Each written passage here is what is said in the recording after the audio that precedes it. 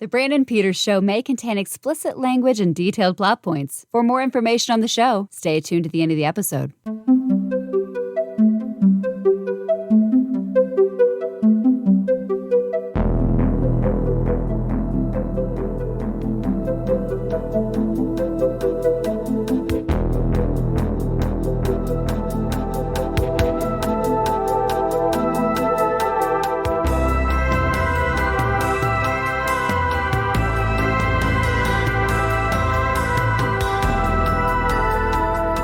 And now, here's Brandon.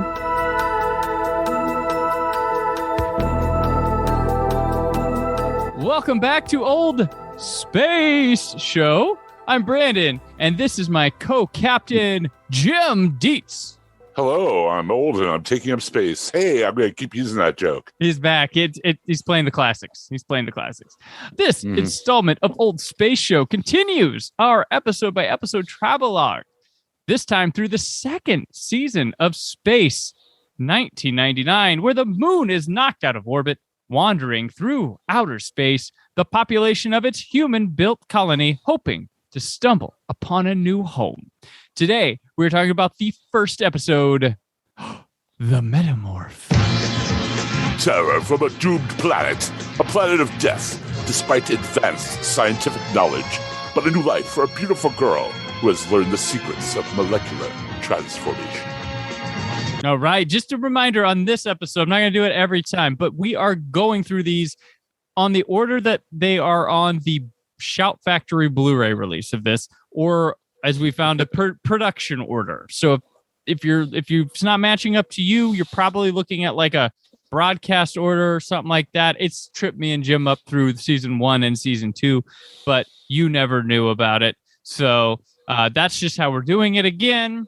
And so we're on The Metamorph today, directed by Charles Crichton, who you remember directed plenty of them last in Series 1, written by Johnny Byrne, also a Series 1 vet. And we're here. There's a lot that changed here between Season 1 and Season 2, Jim. A lot that changed. Absolutely. First of all, theme music, totally different. The opening is totally different. The entire premise of the show is spelled out in like teletype, 70s computer teletype subtitles. Mm-hmm. Moon blasted in nuclear blast, all caps, new theme song. And then also no Victor. Victor is gone. Yeah, we have There's not even a mention of where he went or what happened. We are bidding farewell to Bergman, Kano, Paul, and after the first 2 episodes, Dr. Matthias will be gone. Yeah, we still got Alan. We still got Sonia. Which I read Alan was supposed to go, but he was a fan favorite and they just could not. Like he had I guess good response. The fans loved him, so they kept him. So yeah, let's right upon pressing play to watch this, we have a new opening. We have a new theme song, and it is like the Don't Bore Us, Get to the Chorus version of Space 1999. There's definitely not only that, there's a title refresh. There's some FX refreshes too. I've noticed like there are a lot of new FX shots that are in not only the opening credits, but in the show too. And then in the 3 that get top billing are Martin Landau, Barbara Bain, and then Catherine Schell, who starts off as Maya in this episode, and then no one else. Right. There's no one else in the credits. But it was Bergman last. It was just Bergman last time though. So she's replaced. Schell has replaced him. But yeah, and each of them in action poses freeze framed. Like if you notice, it's like, oh no, we aren't that dull, boring show from last time where they just stood there with their arms crossed. She's running down a hall and he's blasting a gun. And look, that lady turned into a tiger. Wow, ladies aren't supposed to do that. You don't know who she is yet, but keep using that. She's here. Right, you have no clue. We find out this episode, but they start. This is the first time you see that effect that they use when she changes, where they look at a picture of her inside of an iris of an eye, and they zoom in, they zoom out, and she's changed or whatever. So that's like her signature effect, I guess. To let us know that That's not just a lion in the room. That's her. Yeah, this is true. But yeah, the theme song is not bad, but it's you'll forget it like after you watch the episode. The first one, like that's an all-time sci-fi banger, right? For series 1, could we agree on that? Or I agree. The first one is far more dramatic too. Mm-hmm. It really sets more tension. Like this one is kind of just like noodly 70s jazz guitar, and that's fine. Yeah, I like that. I was just gonna say, like you said, it's just very forgettable. It's like I feel like we're watching like, let's put it in syndication, but it's too long. We need to redo something version of it. Right. Yeah. That makes sense. Yeah. Plus, I don't know. It really seems compacted, like the new compared to the earlier version of the credits. It just seems like you said, don't bore us, get to the chorus. It just seems like they almost rushed through it all, and it's like, boom, Space 1999, here it is. Yeah, they must have been trying to not lose people, because the old show opened it had a cold open, then went to the credits, and then to commercial. Now it's open, show, hook, commercial. So they're trying to reverse it. The show was canceled after season 1, but at the end of the rope, they're like, all right, you listen to us doing these changes, we'll bring you back. And also Fred Freiberger got involved too. Right. Yeah. That was another big season 1 and season 2. Fred Freiberger, in case people don't know, he took over the last season of Star Trek, the one with Space Abraham Lincoln that season. He was part of that, but he was also producer on $6 Million Man, and he wrote for All in the Family and Emergency, Starsky and Hutch, Ironside, or whatever. But he takes over this season, and this whole refresh, like we're talking about, is like under his, producership, I guess would be the word, production. And if you notice too, the set of the Command Central has been refreshed. Right. Too, like they have a new command control logo on the screen, and the computers now use punch cards instead of those long like drugstore receipts that we saw in the first season. Right. So I mean, the whole show, and even Barbara Bain got a new haircut. So yeah, and the uniforms have been redone too. They're a lot. They look more comfortable. They have turtlenecks. There's a lot more design going on, like striping stuff stitched on them, and they have name cards.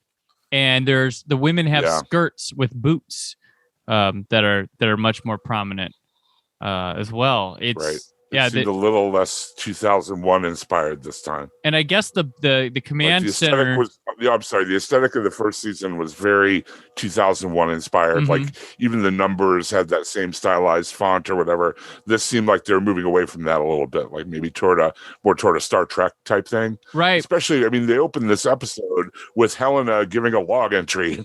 I mean, you don't get more Star Trek of an episode than that, right? No, right.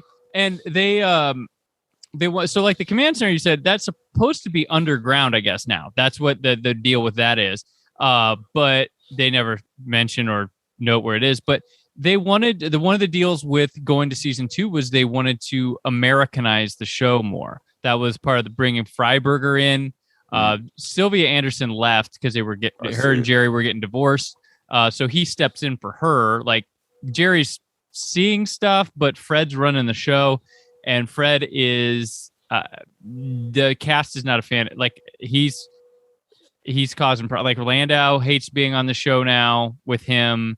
Bane's not too happy. Right. They're having troubles. Plus, part of the agreement here too, and we'll see going forward, is they had there's some sort of cost saving production. It was like a double episode thing. They would shoot 2 episodes like back to back to save costs.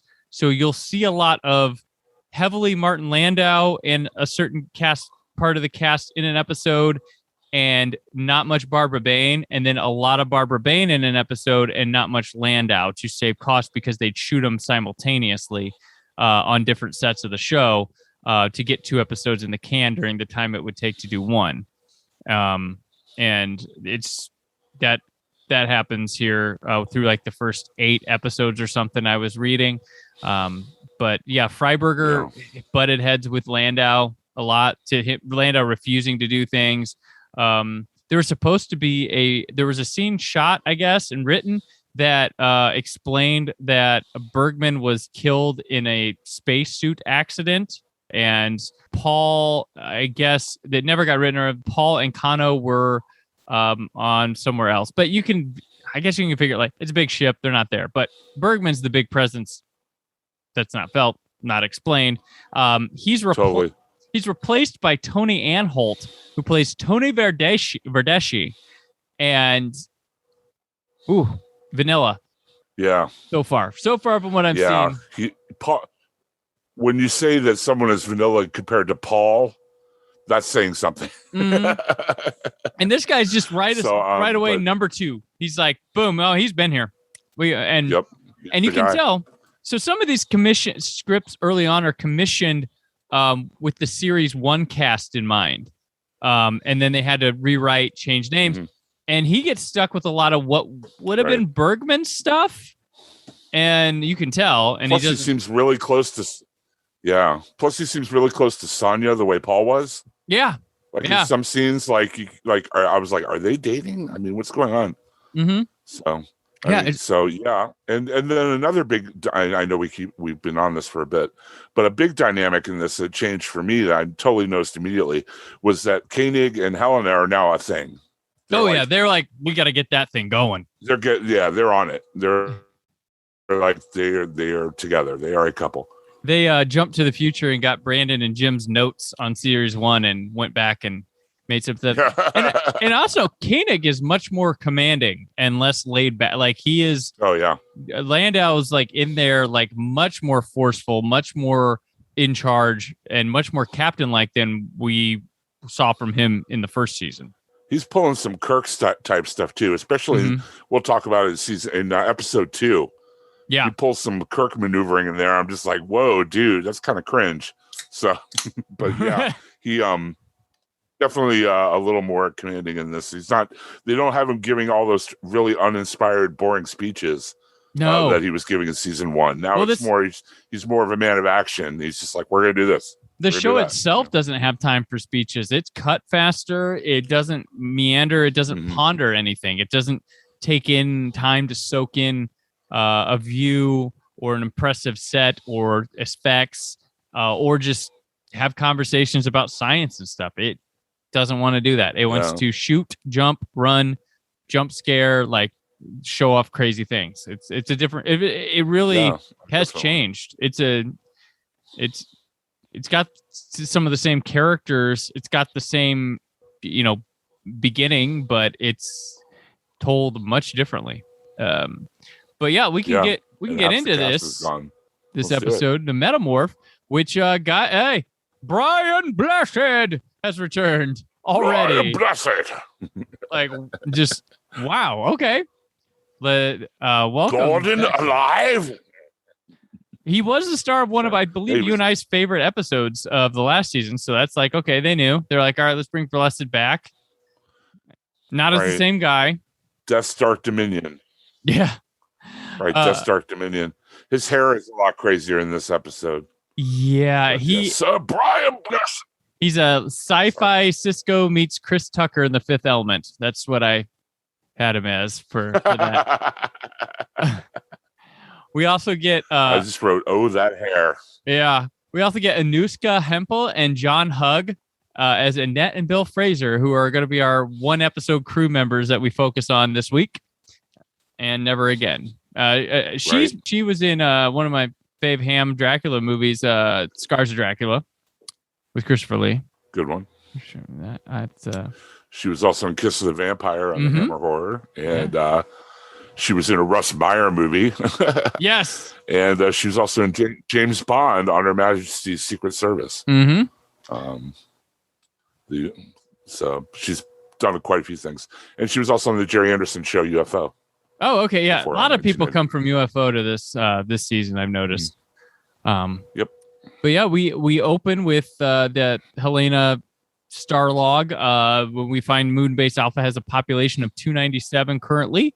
It opens with a survey eagle dispatched to a seemingly lifeless planet to search for the rare mineral titanium needed to repair Alpha's damaged life support systems. When they locate a deposit. They are called back to Alpha. As they leave orbit, a ball of light forms on the planet and follows the Eagle into space. Unable I noticed, I'm sorry, I just wanted to say, Brian Bless's character in this episode has the everlasting gobstopper technology. Mm-hmm. Like the green everlasting gobstopper keeps showing up through the entire episode. And through other episodes. They like this special effect. It shows up again. Yes. But unable to outrun it, Eagle 1 is engulfed by the light. Annette Fraser faints as her husband's Eagle disappears while she watches from Command Center. And that's how we open this season. She literally faints. Oh my God. Like at the commercial. Oh my God. And she faints and falls down. I'm just like, wow. Okay. People still do that. It was, I don't know. Yeah. And that Eagle on the recon mission is like, yo, everything's good. And it's like, oh, it's not going to be. Nope. This never happens well. The minty green glow swallows you up. Yeah. Is it Alan? No. Then something's gonna go wrong. She about fell in the newer, smaller, more claustrophobic Command Center bridge area, and yes. The small medical bay too. Right, and the new season, but same old weird pronunciations with Koenig going titanium.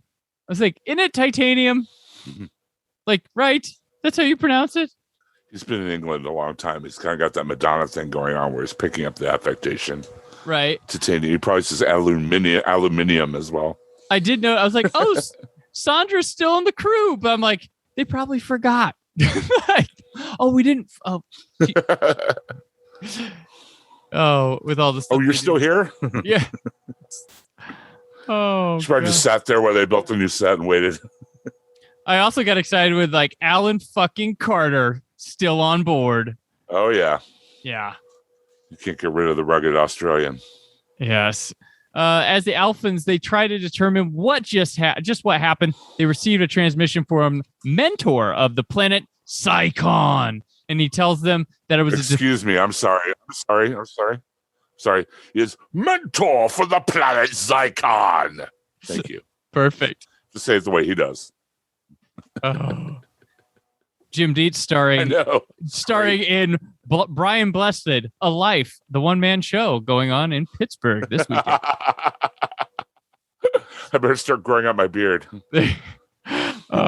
So he tells them it was a defensive measure against the armed ship of an unknown intruder, but the pilots are safe and they can send another Eagle to pick them up. Koenig suggests a rendezvous in space to avoid... Wait a minute. You left something out here that's very important. Mm-hmm. I noticed when I was watching, I'm just like, he's sitting there while he's talking, patiently with Koenig or whatever, and there's a lion. Oh, yeah. Over there. A real lion. Like an actual, like, not a prop lion, not a fake lion, an actual lion. Yeah. Sitting on his couch. This is true. I'm like, this guy's pretty cool. He owns a lion. I thought they were cutting the budget on this show. So Koenig suggests, he suggests a rendezvous in space to avoid further misunderstandings and has an Eagle equipped with extra boosters just in case. When they reach the design meeting place, Koenig tries to contact Mentor's ship so they can dock. There's no answer because the ship is empty and it begins to pull the Eagle down the planet. But with the additional thrust of boosters, they're able to break free. A short-lived victory as the ship turns into a ball of light and drags the Eagle down the planet. They land in what looks like a graveyard of spaceships. Now, some of these ships are from the UFO show, actually. Yeah? I read while I was doing a little bit of research. Yeah, they're leftovers. Easter eggs. That's what the kids call them. Thunderbirds and UFO. Yeah, now they're called Easter eggs. Back then, they were just like, hey, what do we got? Yes, exactly. It was like, now that sort of stuff's intentional now. That back then, it was like, it hasn't been on the air for 4 years. Throw it on there. No one will recognize it. A Mentor contacts and asks them that they wait on the ship until he's ready for them, but they decide to search on their own for their missing people. They enter a nearby cave and see the mindless husks of the beings that belong to the ships outside. They also find one of the pilots from the first Eagle, his mind completely drained. Mentor appears in holograph. They're like they're alien zombie miners. Yes. Yeah, and wandering around in a styrofoam cave. Right. And then there's like the guy. Have we seen those guys yet with like the goggle? Like they diaper, like bug-eyed diaper soldiers. It's like they're half cool looking, but mostly not. The aliens are just really kind of weird on this show. Like they do the time-honored thing that was taken up by Star Trek of just gluing stuff to people's faces. Right. But there's also like in this sequence, there's like a skinny Wookiee looking guy and like a weird guy kind of looks like Igor with his face is like asymmetrical. It's kind of a bizarre and creepy scene. Yeah. And I forgot when they were getting pulled down to the planet, and they were really proud of that like blowing wind on Martin Landau and Barbara Bain and Alan Carter, because they're like, yeah, and like pushing on their skin, like they were, because they had the extra thrusters on. Yeah, boosters at full power. Oh gosh, it was so funny. I loved it, but while they're talking, when Mentor is like, when they're in the graveyard or whatever, and Mentor is like, "Come join me" or whatever, and he says, "Wait in the ship" or whatever. Fraser comes out. He goes, "Stop! He's lying to you!" And they zap him immediately. I mean, that's such a trope. I just thought it was hilarious. Oh yeah. Yeah. Mentor appears in holographic form. Tell them to give themselves up. When Lou Picard tries to overload the circuit with with a laser, it backfires and kills him. It's like, oh, Lou Picard, we barely knew you. Lou Picard. Sean Luke's ne'er-do-well brother Lou. Right. Oh, Lou. Hey, he's the first Picard on a sci-fi show. They beat Star Trek to something here. Way to go. And he dies. Mentor captures the Alphans with a green ball of light and deposits them into holding cells. Yeah. When Koenig wakes, he sees a lioness outside of his cell. The animal changes into the Mentor's daughter, who introduces herself as Maya. Now, this is Catherine Shell being introduced to the cast, and we find out he doesn't own a lion. A lion is his daughter. Right. So it's different. Yeah, different kind of ownership, maybe. So she can't understand why Koenig is so unfriendly. She believes her father has been nothing but kind to them. As she has... Sure. Yeah. He's hidden all his darker doings from her. She brings Koenig to her father so he can see the rest of his party. When they arrive, Mentor dismisses her so he can reveal his true intentions to Koenig. I know, right? Like, as soon as she leaves the room, and now here is my evil plan. He wants to feed like all the oh, go ahead. I'm sorry. Yeah, Plus, I wanted to mention all his tech is like bong technology. It's plastic tubes with clear water in it and bubbles. It's like the fizzy lifting drink factory site or whatever. It's just, like his computer looks like a pipe organ full of bong water. So funny. And he's got this place with lots and lots of like force fields, shields, and beams that like bounce things and people around. Like lots of bouncing. Yeah. And I love Koenig's like, I've been lied to, assaulted, seen my people killed. Shall I go on? When he's talking to Catherine Shell. And yeah, she her morphin time thing where you were talking earlier goes into the eye and the pupil. It's like this. It's definitely like a cutscene type thing. But luckily, as we'll go on with the show, they don't do that every time she morphs. So that's plus. I mean, yeah, they do it a lot though. But I did notice one thing would be against the Geneva Convention here is the shade of orange of the room that kept Koenig in. Like that whole room is all one color orange. It's all safety orange. Yeah. I was like, is that part of his torture? This is true. My dad's been nothing but kind to you. He's the best guy.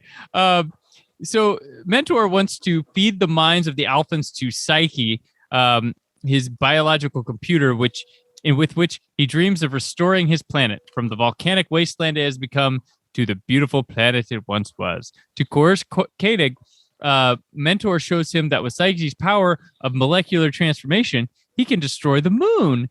And Koenig tells him to go ahead, that it would be better than living the living death of the aliens in the pits. And he's like, destroy the moon and you defeat yourself. And Mentor shows him the rest of his party hook up to Psyche. He starts to drain their minds while Koenig watches. Unable to endure the suffering, he tells Mentor to stop. They will arrange for his people to come down to Psycon in exchange for their freedom. He contacts Alpha and tells Tony, Tony Verdeschi, the new guy, to start a phased evacuation. He was always there. Good old Tony. They go back. First of all, the machine, Tony's an OG. Yeah. He goes back to Earth days, right? I'm sure. Oh, yeah, totally. He was always there, buddy. Don't you know? Yeah. That is old Kentucky Shark, and he has always been here. There's a Space Ghost reference for the three people who could get it. I love the fact that, like I said, his entire computer, it looks like a pipe organ made out of bongs. Yeah. And two, his mental transference device looks like a giant IKEA salad bowl with an RF adapter inside. It does. Yes. Oh my gosh. It comes down from the ceiling. I'm like, oh, are you trying to hook up a VCR? What's going on here? It's got SP, EP, and LP recording settings. It's pretty awesome. Dude. Dope. It's totally dope. I can get this video output. Oh my gosh. I can get 8 episodes of Briscoe County Jr. on this thing. Dude, don't talk about Briscoe County Jr. We gotta do that one next. Oh, we know it's coming. Tony questions the unorthodox nature of his decision, and Koenig quotes Directive 4 as giving him the right. Now, this is a Kirk move. Kirk move. Total here. Kirk move. This is a total Kirk move. This is like a Star Trek script left lying around. Tony orders a robot eagle to be loaded with explosives to destroy the planet. He explains to Sandra that Directive 4 is a coded signal to destroy the source of its origin. Sometimes hours could seem like days, Captain. Which it also blows my mind. They have enough explosives to destroy the whole planet. They have like Death Star capability on Moonbase Alpha. Really? Yeah. Wow. I've underestimated their firepower all this time. Yeah. So Mentor has Maya scan the eagle and discovers the plot. She decides to confront Koenig in his cell. He explains that Mentor has fed the minds of aliens into Psyche, and she'll find proof in the caves. She looks and finds what he said was true. What'd she turn into, an owl, right? This scene turns. First of all, Koenig's like, "Go to the caves," and she's like, "No, he said, go to the caves." He just keeps yelling at her, "Go to the caves," and then she goes down there as a dove. Mm-hmm. She's a white dove. Like, no one's gonna notice a dove flying through a mine. Yeah, they totally didn't fit the plan. I forgot. Wasn't there a part just a little bit ago where like Alan got stunned in the back and he had this like over dramatic reaction to it? He's like, "Oh!" And like a 5-point fall to the ground. It was beautiful. Well, he thinks Koenig sold him out. That's the amazing that's part. right. Like, okay, yeah. They all think Koenig sold him out because he tells Mentor, "Oh yeah, I'm going to send a transport eagle over." Mm-hmm. But it's the eagle that's able to destroy a whole planet, which I still can't get over. But yeah, but Alan's like, "You bastard!"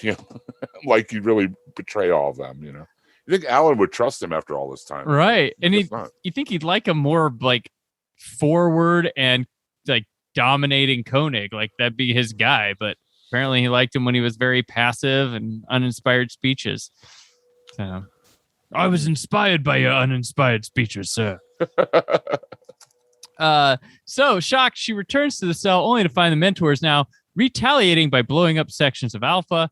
Now aware and unable to support her father's actions, she releases the Alphans on Koenig's word that Mentor would not be harmed. Koenig sends the others to the Eagle, while Maya takes him to help her stop her father. Koenig begins smashing Psyche. Mentor begs him to stop, as Psyche's energy, if released, could destroy the planet. But his warning comes too late. Psycon is already starting to break up. Mentor is trapped in the fire and wreckage of the destruction. He tells Koenig to take Maya away. Koenig struggles to get her out as she changes from animal to animal until Mentor is killed in the cave. Koenig takes her to the Eagle, which is barely able to lift off as Psycon finally breaks apart. They manage to get to a safe distance as the planet explodes in a blinding flash of light, which wasn't green. Just gonna say.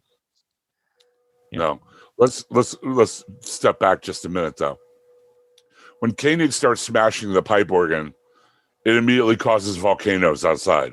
Yeah. Like immediately, like they show him smashing and they cut to a volcano, like a baking soda volcano. It's like boom. Then they show him smashing, they cut to another volcano. It's like, but I'm like, damn, it's a volcano machine too. That's awesome. Right. And then he's like doing all this, and Brian Bless is like, no, please stop. No, please. And it's like just standing there telling him to stop, right? And then the whole scene with him, like he's like, get my daughter out of here, yeah, but it's all on fire or whatever. Yeah. And then she changes into a condor, and Koenig has to wrestle the bird. Right. And then she changes into, hold on, I have it listed right here. Yeah, she changes into a condor, and then into a bear, and then a gorilla. And the gorilla suit they have for her is the worst gorilla suit ever. And then Koenig's and a lion too. And Koenig's stunt double has to fight the lion. And stunt double's like a good foot taller than Martin Landau. It was very, very obvious. So then he has to wrestle the bear, or the gorilla. I'm sorry, not the bear.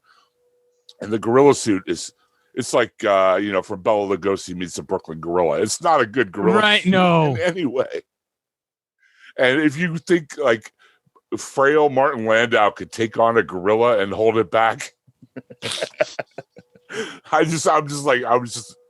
had to literally like shake my head and hold my face. It was hilarious. It was great. That's so good. A great finish. Yeah, we get back to Alpha, and Koenig consoles Helena, who's distraught on the losses of Lou Picard and Ray Torrens. They thank Maya for saving their lives. She's like, thank you for saving our lives. And she goes, and losing mine. And she sobs uncontrollably, but they tell her, like, we're all aliens, right? And she's devastated by the loss of her father and her world, and worries that anywhere in Psychon, she will be an alien. But they tell her that we're all aliens until we get to know one another. And that's the real Psychon was the friends we made along the way.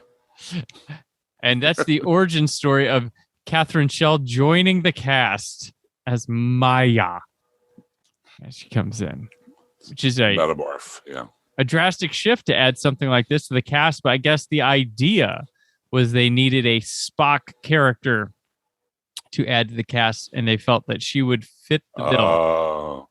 Is what they wanted a person that could that wasn't human to be there for the observations of the humans or whatnot. And that was the hope with her. Well, that makes sense. And apparently by the end of this season, they were planning on spinning her off into her own show. That she would leave this show and there would be a Maya show. They were going to spoilers for getting the end of this, but here she is introduced. She was going to get a spin-off show that was going to be, I think, like 12 episodes, and the Space 1999 season 3 was going to only be 12 episodes. So, and they were going to air different times. I had no idea about any of that.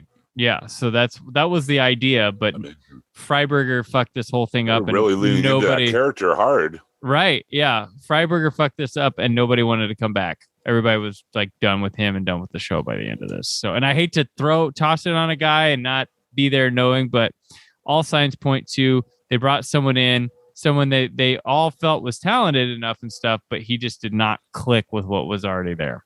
Maybe a good piece, but not a good situation or something. But that's what happened. His whole career is full of times where, his whole career is full of times where he's come in for the last season of a show.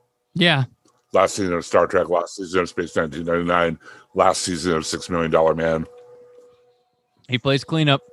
Make everybody want to quit. Here you go, Fred. Mm-hmm. See ya. Yeah. But, it's back.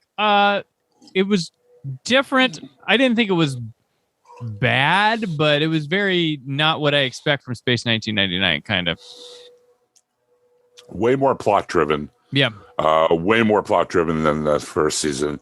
Like you mentioned earlier, a lot fewer scientific expositional ramblings, a lot fewer service to that kind of stuff.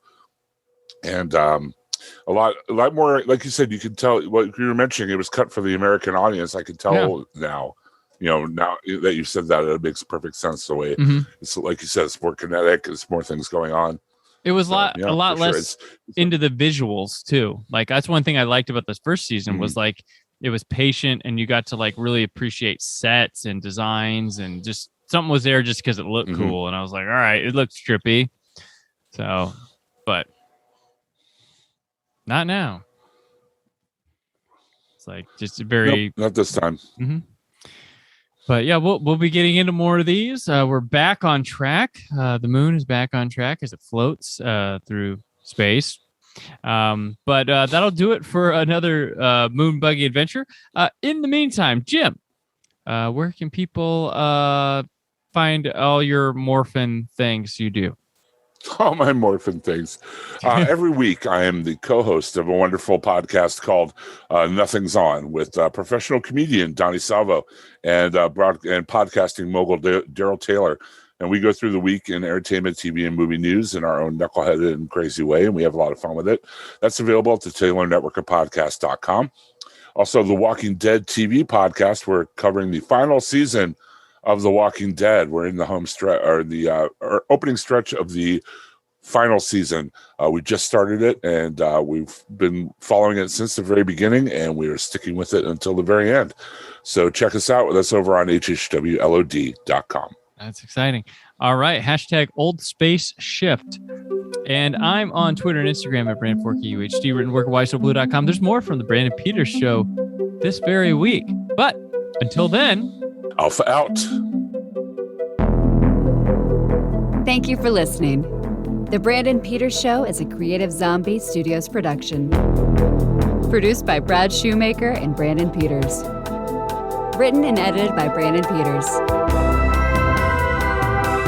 Announcer vocals by Jessica Alsman.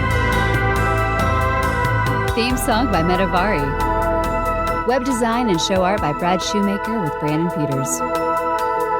All music and clips featured in the episode are property of their respective studios, and no infringement is intended. Additional information on this and other episodes at BrandonPetersShow.com. For any inquiries, press opportunities, or sponsorship, contact mail at BrandonPetersShow.com. The show is available on Apple Music, Spotify, or anywhere podcasts are found.